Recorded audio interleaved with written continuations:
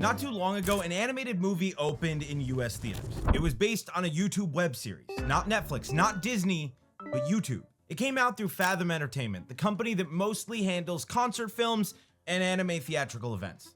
In 2,200 theaters, fewer than half of what a normal Hollywood release gets. It opened to $36.6 million worldwide that weekend. It came in third among new releases and fifth overall. It beat the #1 movie at the box office on its peak day. Yeah.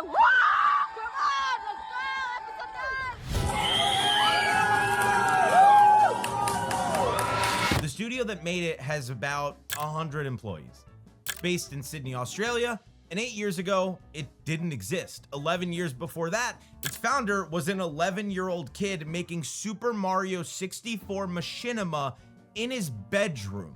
This video is about how a kid with a Garry's Mod copy and a YouTube channel built the most successful independent animation studio on Earth, and then started beating the biggest studios in Hollywood at their own game.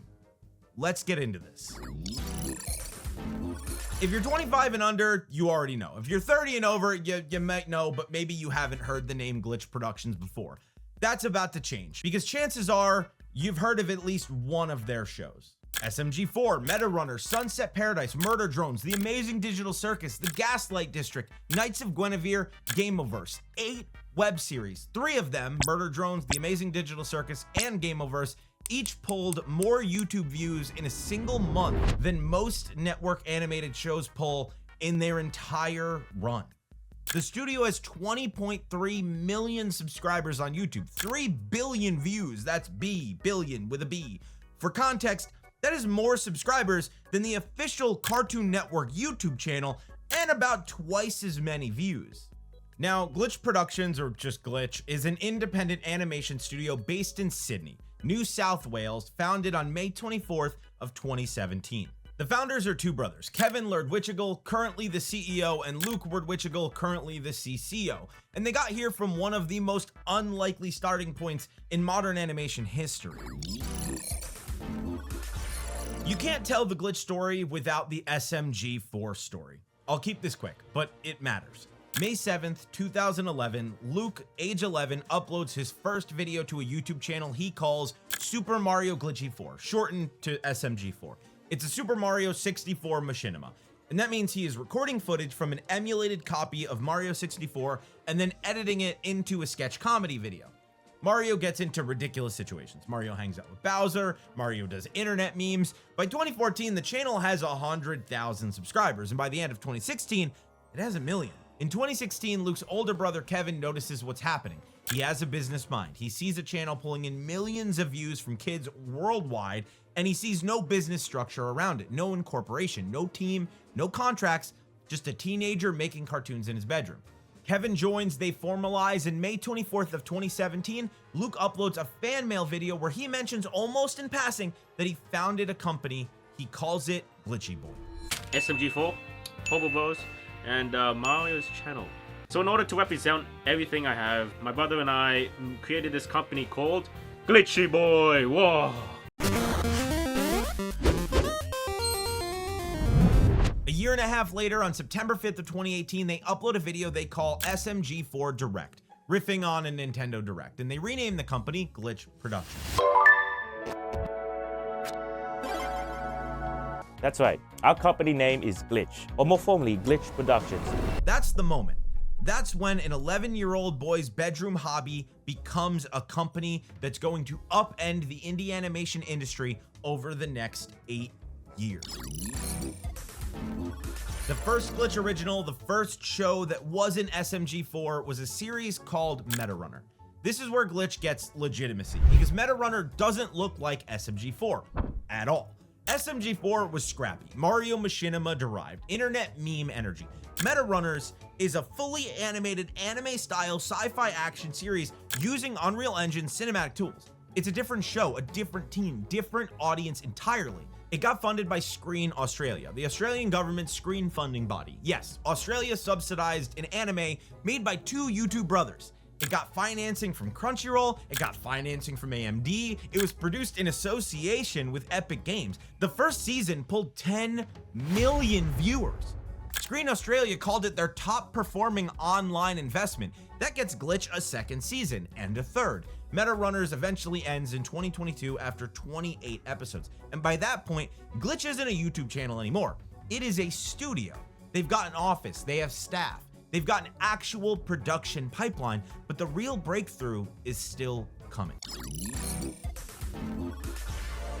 On October 9th, 2001, Glitch announces a new show. It's called Murder Drones. Created, written, and directed by Liam Vickers, a Canadian animator who's been working independently for years before Glitch signed him on, and whose visual identity, high contrast line art, expressive characters, a willingness to do real horror in animation, was unlike anything in the studio's catalog up to that point. The pilot drops on October 29th of 2021. It's Halloween coded. Smart move. And Murder Drones outperforms expectations by a mile. Episode starts pulling in millions of views per episode. Internally, Glitch had been operating at a monetary loss on most of their original productions, funding shows from merch, from Screen Australia grants, from their YouTube ad share, and Murder Drones is the show that flips that, the show that proves the model works. The show runs for 3 more years, 8 episodes total, and it ends on August 23rd of 2024. And in May of 2025, Amazon Prime Video licenses it for streaming.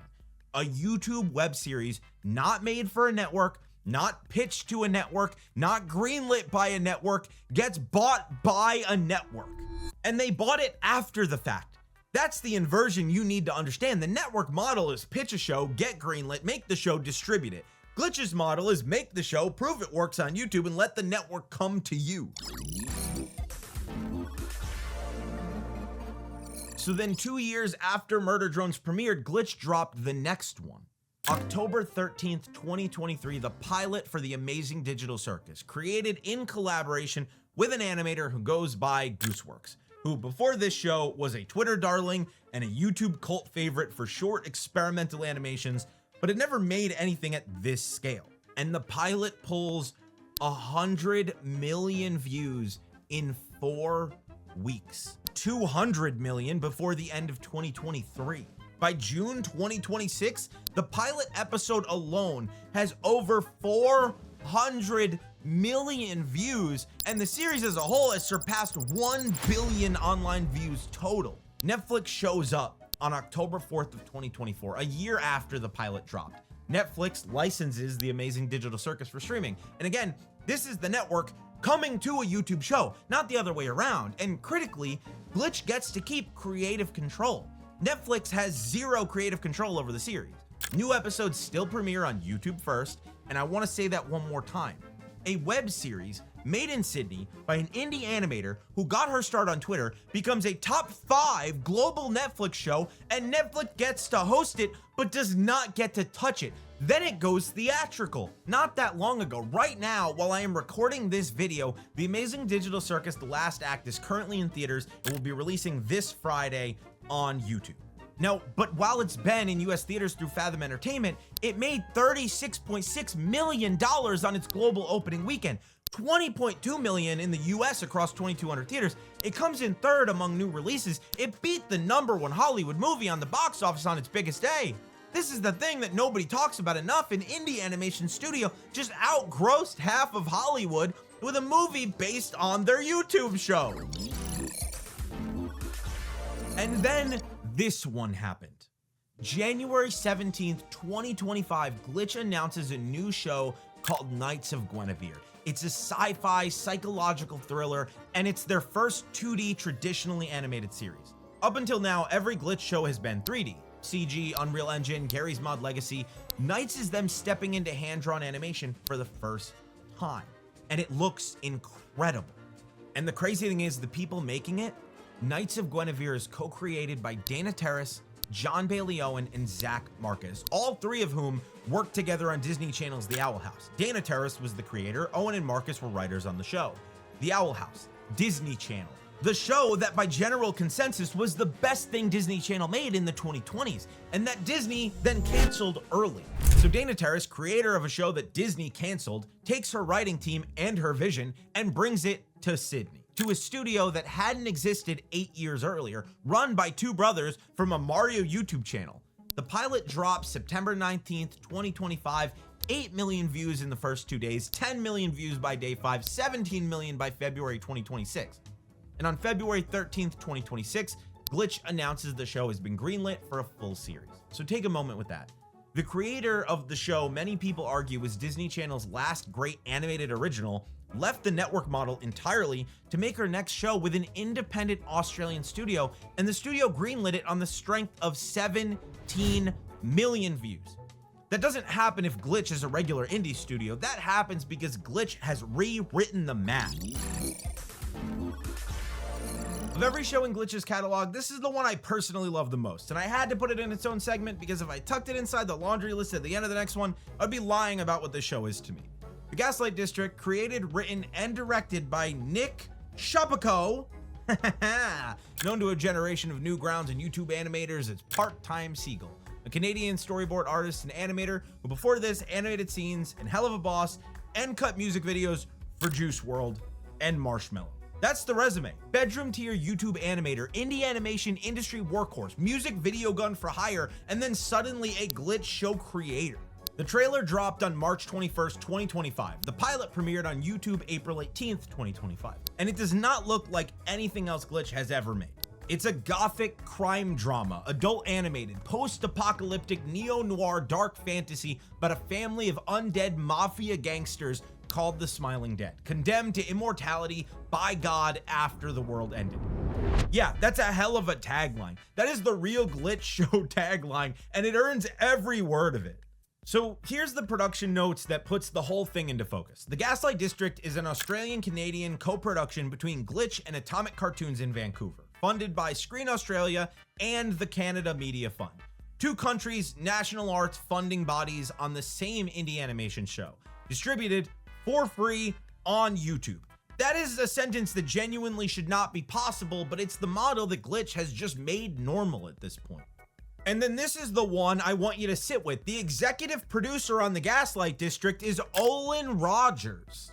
Now, if you've watched the canceled animated spin-offs piece on this channel, you already know that name. Olin Rogers, the creator of Final Space. The guy whose adult animated sci-fi show got canceled by Warner Brothers Discovery in 2022, then erased from HBO Max as a tax write-off, then refused to sell when he tried to buy the rights back. He is now an executive producer at Glitch, the creator of one of the most famously erased shows of the WBD Purge era, walked away from the network model entirely and landed at the studio that's rewriting that model from outside it. And his first major project there is helping another indie animator launch his own original show.